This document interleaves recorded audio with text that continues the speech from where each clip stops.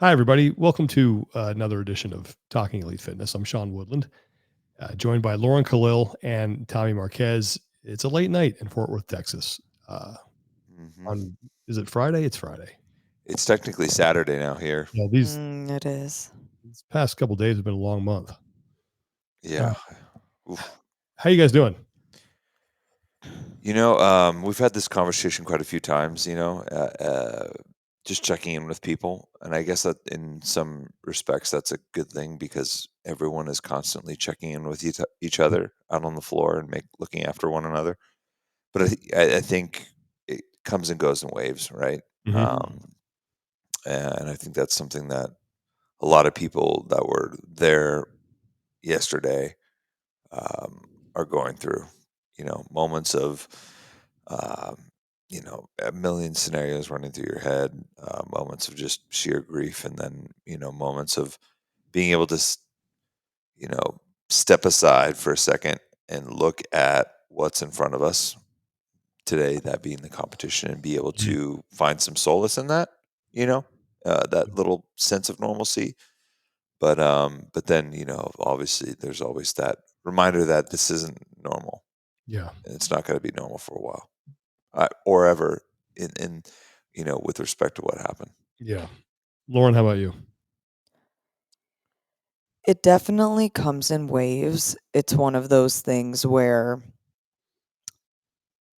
you tend to potentially compartmentalize because we are out here in the thick of it and interviewing people and trying to get a pulse of the community. But I mean, there can be moments where I'm fine, and then moments where you just kind of replay everything that happened and emotions just get the best of you. But everybody is checking on each other, and I think that that's really comforting that, the community is really strong Yeah.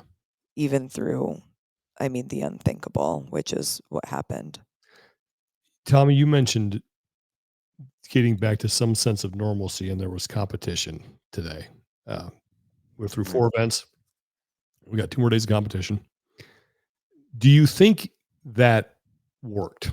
Or do you think it maybe worked is the wrong word. Do you think it had an effect or allowed people to maybe escape a little bit Mm. and Uh, forget about what was going on and enjoy themselves in uh, spurts maybe? I 'Cause that's do. what it was like for me. Yeah, I do. And I want to make something very clear because I think um, we've posted some videos to kind of discuss where our direction is. And one thing that kind of stands at the forefront of my mind is we want to help convey this weekend a little bit of what the atmosphere is and the energy and the emotion is on site, right? Mm, Because there is a difference, Mhm. and there is oftentimes things lost in translation between what gets shown, what gets communicated digitally, and what's being experienced in real life, yeah, like feet on the floor. Um, and I will say this in broad brushstrokes: with every heat, I think there started to be a little bit more energy and more familiarity with the competition in terms of what we're used to seeing. mhm, Um, and I think that was a representation of people starting to get picked up a little bit by it, right? Uh, I mean, and rightly so, the tone immediately was unlike anything I'd ever seen, and it was definitely um, morose and somber, but you did start to see it come back. And there were moments, I think, especially for the athletes, and everyone was different because there were athletes that withdrew after competing in an event. mhm, Mhm. Ultimately, it wasn't the healing place for everyone in the same way. Uh, but you started to see, uh, I don't know if it's a light bulb go off, but athletes be like, you know, this is the place that I go to find myself sometimes, and then we got to see that play out in real time. I think, I mean, just the difference between the first team heat And what we saw at Farrington Field today is some healing, even if in the early stages, some grieving, all of that did take place. And there was, I do think people found some good out of that. Yeah. And both of you were out there at Farrington Field, and on TV, at least, it looked like the atmosphere was pretty good. Like the stands looked relatively full, a good crowd on hand.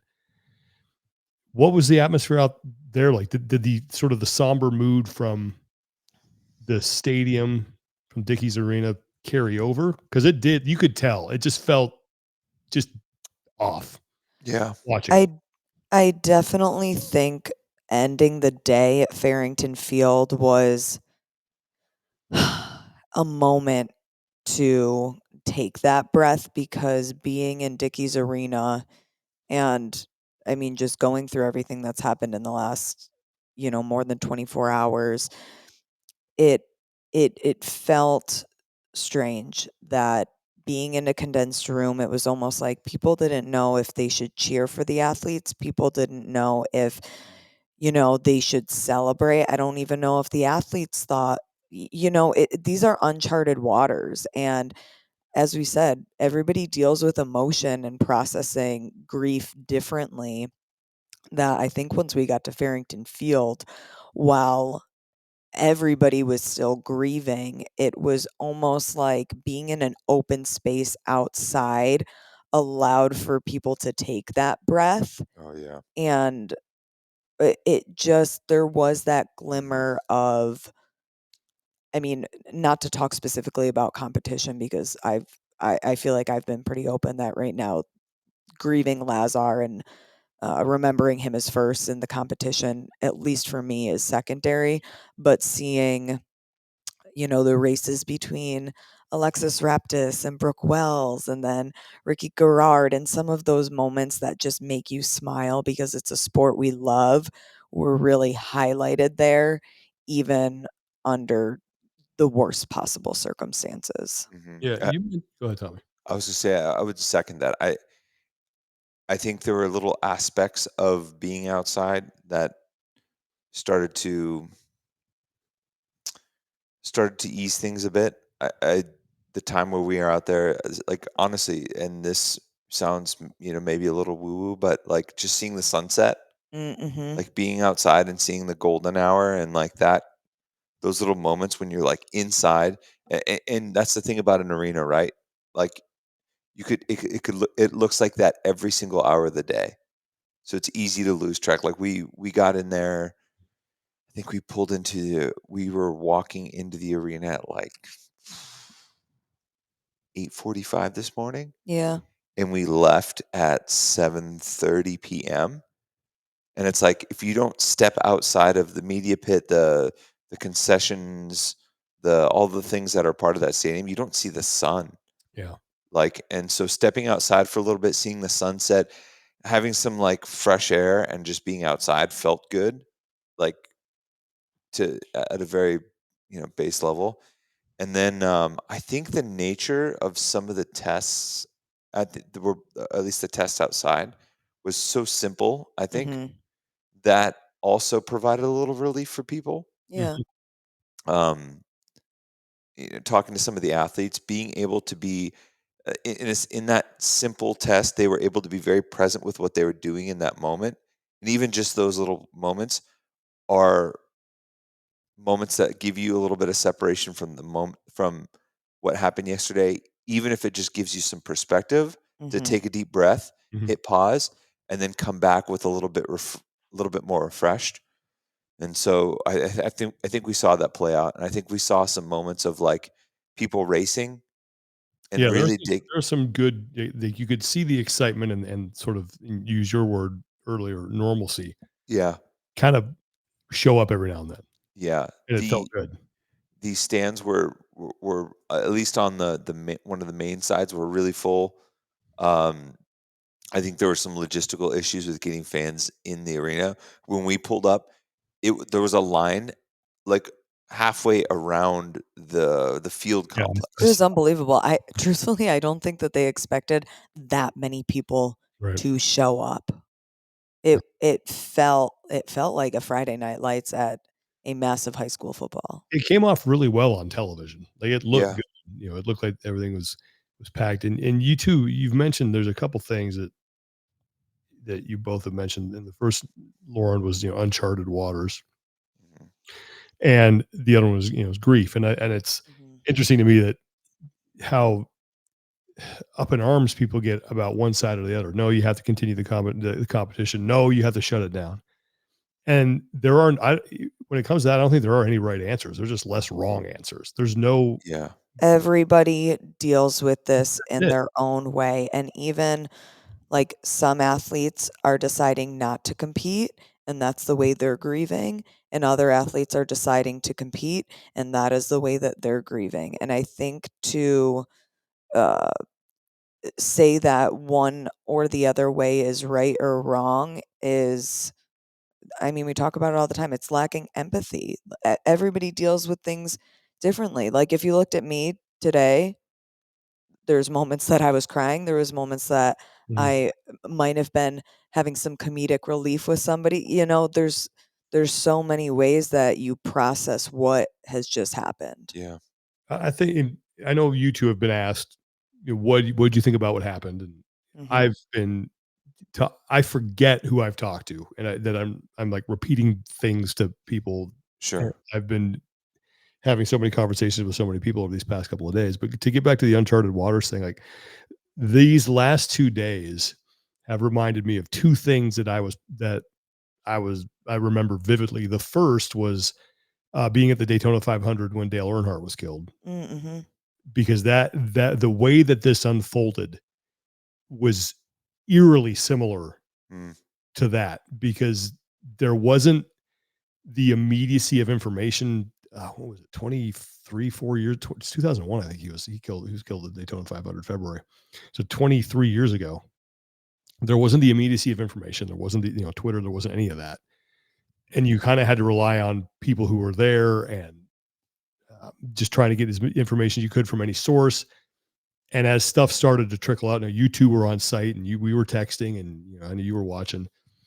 I was like, oh my God, here we go again. Like, I never thought I was going to Mhm. have to experience this again in my life, and here we are. And then immediately afterwards, and I hope people understand the comparison I'm making here, but after everything, after we knew exactly what had happened and how horrible it was, I was reminded of sort of the aftermath of 9/11, in that it was will because I was covering sports at the time. Mhm. And after that, everything shut down. There were no one was gonna play any games. And it Yeah. was just a sense like, is this gonna matter anymore? Like, are we gonna ever get back to a point where this is like, we enjoy this, and this is a thing, and this cloud isn't hanging over everything we do in competition. And I think that is what is, to me, is preventing me from fully enjoying what is going on the competition floor. It's knowing that this is there are huge there's so much that needs to be that sorted out here, and so many things that are going to happen in the coming weeks and months that are going to have a profound effect on a lot of people. Yeah. Eh, Yeah. Sport, the community. I mean, and it's like, that's coming, and Yeah. it's It just, is. and I don't know what that is.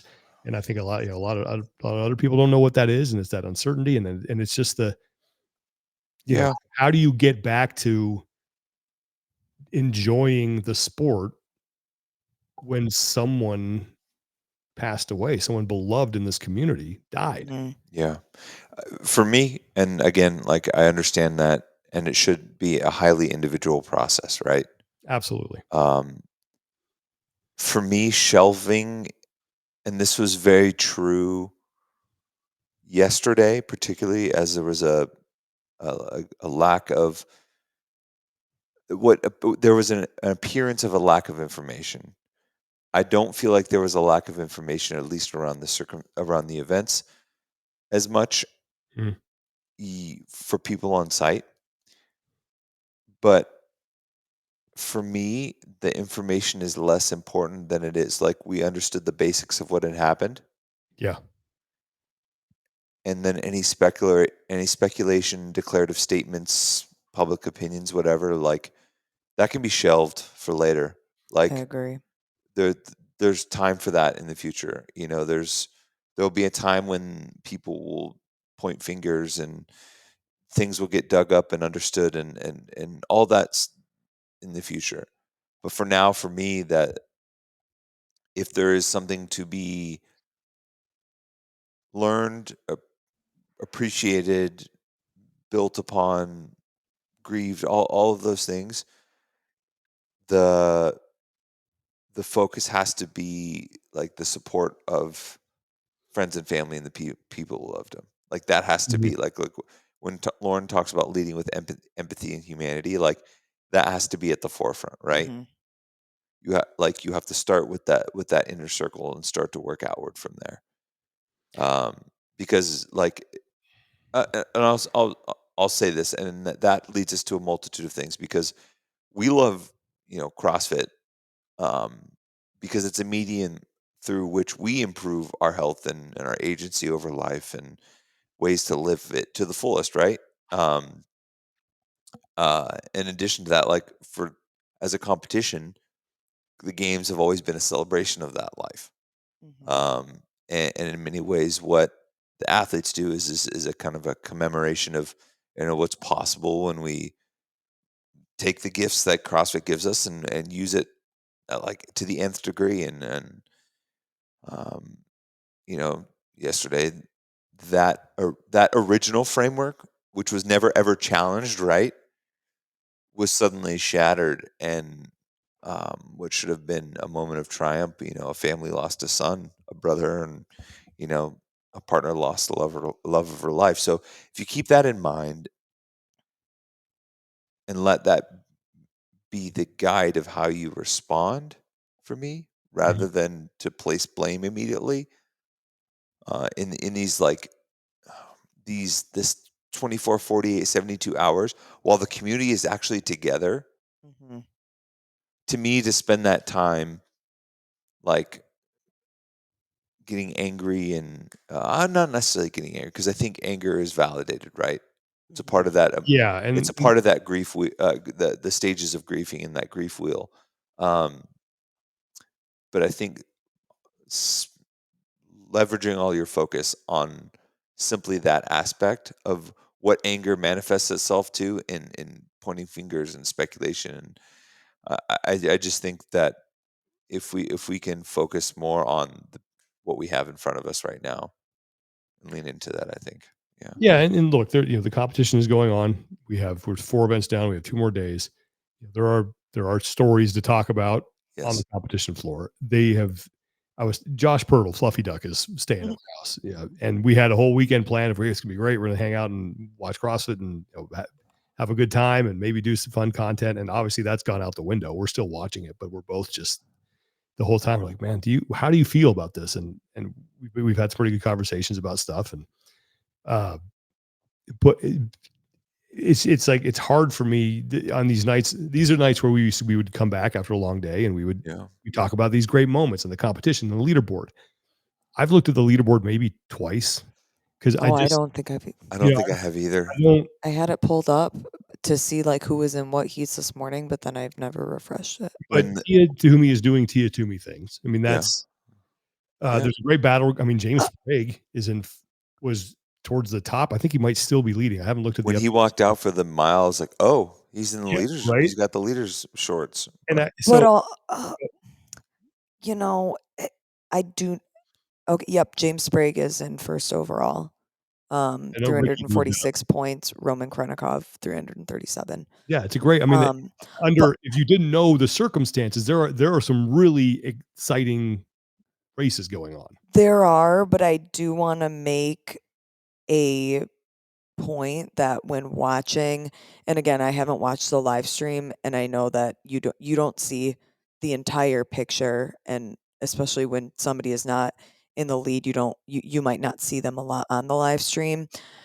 I don't wanna take away what the athletes at the top of the leaderboard are doing because it's absolutely impressive, It's but incredible. certain athletes that we might expect to be in the races, like BKG, for instance, today in both events in the auditorium, I mean, the speed at which he was doing his burpees is not his normal speed. Yeah, I don't think there are a lot of hearts fully in this right now. And sometimes you don't know whether it's gonna be there or not until you get on the Yeah, competition floor. and that's okay. I mean, like Mhm. we said before, if that I've tried to put myself in the position of an athlete. If I were going through this, what would I do? And thank God I've never had to deal with something like this. But if I did, I would I would probably want to go out and compete. I just because I'm not good at sitting around and stewing. I'd want to do something. Yeah. It wouldn't mean that I'm putting my whole heart and soul into it. I'm out there because I just think this is the right thing to do and I need to try to find a way to move forward. That's not the right approach for everybody, but I think that is probably what I would do. And Yeah. I think that you have a lot of that going on here. I was talking to Josh, we were sort of analyzing an event and talking about performances. And I finally just said, I can't really hold anybody to this right now because this is not, these are not normal circumstances and everyone is distracted. And so what can we really extrapolate from this, Mhm. from a competitive standpoint? Yeah. I also think it's important to note that celebrating the performance of one person doesn't mean you're the opposite. The opposite is true for the athletes that aren't able to give that effort, right? For sure. You That's know, exactly like, I don't look at someone and be like, oh, well, he's clearly not as fit as he yeah, was. Like Right. there's just so many extenuating circumstances right now. yeah, Let's be clear that when we're testing the fittest, y adding who deals with grief is not part of that equation and No, how they deal with grief. yeah. not at all. No. Was there something like just to try to put some positive spin on this? Was there a moment today or something you saw, something you experienced that, and Tommy, you touched on this a little bit, but that made you feel actually good? That you said, yeah, okay, we're gonna be all right. There was a few. Um, uh, One was Chandler Smith. I think we had a clip of it in our video. Chandler Smith immediately after his team finished, Invictus finished an event in the arena. I think it was the first event. Maybe it was the second one. Might have been the second one. Didn't even hesitate. Ran all the way down to the exit, basically where the coolers were, and grabbed up 2 handfuls of waters and just started handing them out. Yeah. And it was just like, He is a stand-up just human. immediately, like you could see the switch flip. Like, what can I do to help other people right now in Mhm. this moment? This is a selfish thing, but seeing Pat rally Yeah. on that event from an Mhm. early heat. Someone had a great idea, and I don't know who it was. I think it was someone commented on one of our videos, said Pat needs to start the games a day early and have like a mock event and then punt that one into the stands. And then like when he shows Mhm. up really for competition, that'll be out of his system. It's a So great Yeah, idea. that was yeah. a great idea. I mean, that was like it was something that we've seen so many times, right? Like we said on the preview show, like usually the second event is a field event, and honestly, I could totally have seen this being an event on the field. Just you swapped deadlifts for like pig flips or something. You know, I'm pretty sure it was Mhm. almost identical to an event we saw, and like that would be something that Pat would hit out of the park. You know, and it it felt like that a little bit. Yeah. And seeing him rally, you know, seeing him and Brent rally because I know, uh, he, they just kind of tended to gravitate towards Lazar in the back over the years. Um,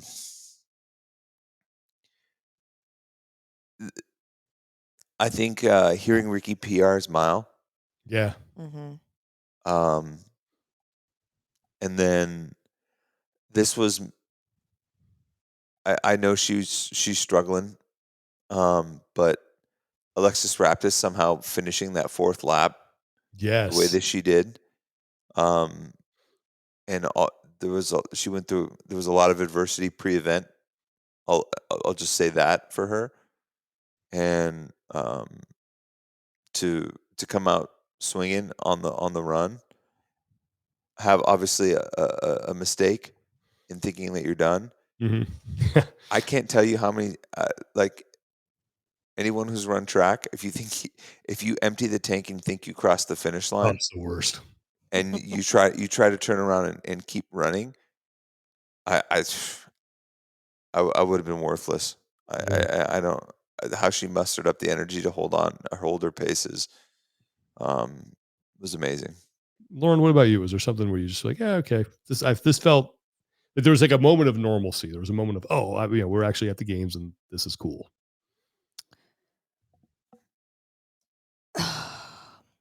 Oh God, I don't want to be like the glass half empty right now.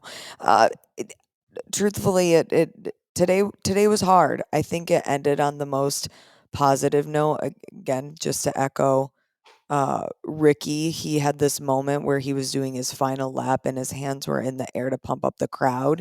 Yeah. In that moment, I was able to turn it off for a second and think, "Oh yeah, this is what we're used to seeing." But there's still a lot of emotion, and Yeah. it I You don't know that it feels like the CrossFit Games for me No, right it now. doesn't. I mean, it doesn't for me. I mean, I don't think it does for anybody. Yeah. And I think Mhm. that these games will be looked upon sort of as the outliers, like 2020 when we had the COVID games, and 2019 when we had that, and Oh, I pr and this one just for for obvious reasons. But oh, I hope this is an outlier. You know? yes, I hope it has. Yes, and there's a much bigger conversation about things that Yeah, we can have when this is all done. Because, like I yeah, said, there are And so we will. We yeah, and there we are yeah, we will, just I don't think it's the appropriate time right so now. many thoughts I have, Mhm. so many things I want to bring up, Yep. mhm, so many things that I think we need to address, yeah, things that will be issues for months now moving forward. That'll happen probably starting next week, maybe the week after, depending on when the right time is. But the yeah, one moment for me, I was watching on television with Josh, was it was during the last length, like the last on the straightaway of the final heat for the women in the mile when Tia was racing Amy Kringle, Mm. Gabby McGowan, and Haley Adams. mhm, And there was a moment where both Josh and I were like kind of getting like there was some cheering going on and then I realized that when it was done, I was like, okay, that there still is a passion for this. I still Yeah. do enjoy watching this, but it's just yeah, buried under grief and confusion and anger and all these other emotions, but it's there. yeah, And getting back to my question of like, will this ever feel right again? I think given time, yes. I don't know when that is, but I, I'm hoping that, and I go back to again to when sports picked up after 9/11. Everything shut Yeah. and how cathartic that was for people when President Bush was throwing out the first pitch to Mhm. baseball games, when football players were running out of the tunnel with the American flag and the national anthem felt more meaningful and it was mhm, cathartic. And I'm hoping there is something like that happens. yeah, Maybe it won't. I don't know, but and maybe there's just one maybe next year or sometime we're at a competition. It's like okay, it's good to feel this way again. It's good for this to matter again. yeah, But yeah. yeah, There was a moment too during, uh, Hopper and Dallin's, that was cool. Mm. post-game interview. That was a good Mhm. one. It like, We love that banter. I know, something about it just felt, like homely, Mhm. like just and even and call it what you will, but I think it was a smart move by Mike to sit in that moment too. Like even just the position of them just sitting there Yes, it was good. just something about it was a little like it kind of disarmed the moment a little bit in a good way. Yeah, and by the way, I have to give the Oh gosh, broadcast team yeah. credit Oh, because you know people have messaged me and they've been very nice, like, hey, we miss you, and I think the old I wouldn't have done it. I don't know what I would have done because I don't know how to get that right. I, Yeah, I don't know, and I don't, and I think that the team got it as right as they possibly could. There's just there's I think the only thing I would have said had I come on and been like, we're here, uh, we are going to try our best to bring this competition to you Mhm. and make it somewhat enjoyable. Now, I know we're probably not going to get everything right here. We're all in a bad spot, but maybe we can just come together for a little bit and try to make each other feel better by watching these insanely fit people do what they do. Yeah. And everybody's doing their best. Yeah. I do believe that I don't think that there's anybody with the mindset right now that they're trying to do anything Oh, for the wrong reason yeah. that is Yeah. on that team. Yeah. I uh Lauren Smith, Mike, Mhm. uh, Arsenal? yeah, Yeah. Adrian. I hadn't seen Adrian yet all day or all weekend, and I saw them walking off Farrington Field, and it was heavy. Right, their day was done. They got through just all the emotions of the day, and were able to, be professionals in that time. Mhm. And I checked in with them, and they were. You could just tell they were just exhausted. Yeah. And I had to tell them, like, listen, it may not feel like it, but you guys accomplished something, and maybe accomplished isn't the right word, but you guys handled and moved forward through something that no one in the history of CrossFit media has ever had to deal with. Yeah. Mhm. No Not question. to mention this sport, it's not like the NFL, and if I interview Aaron Rodgers and it's this one moment where it's strictly business, I ask my 3 questions and he moves on.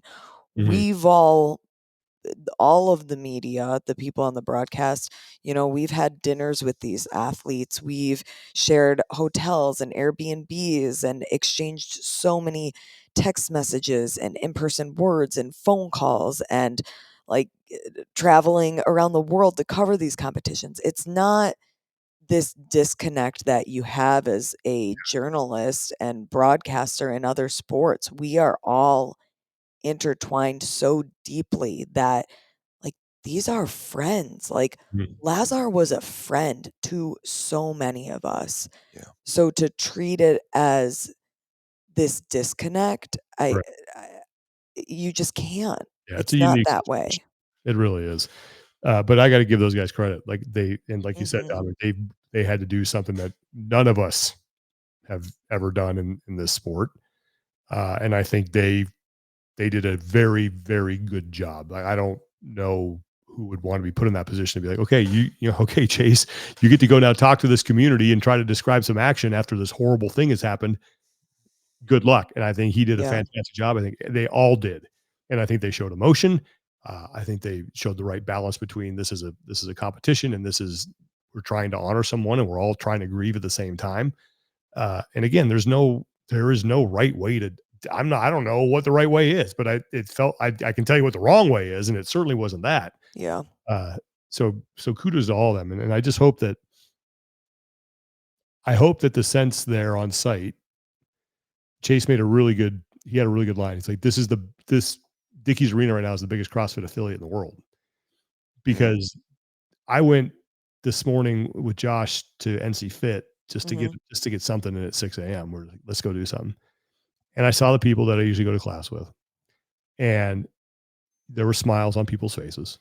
They did Nancy was a workout today, and they were high fiving and stuff.